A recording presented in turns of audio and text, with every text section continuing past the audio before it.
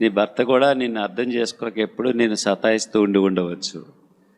పిల్లలు కూడా ఇలాగా కొంతమందికి అటువంటి పరిస్థితులు, నిరాశ లోయల్లో నుంచి నడిచే వాళ్ళు కొంతమంది ఉంటారు.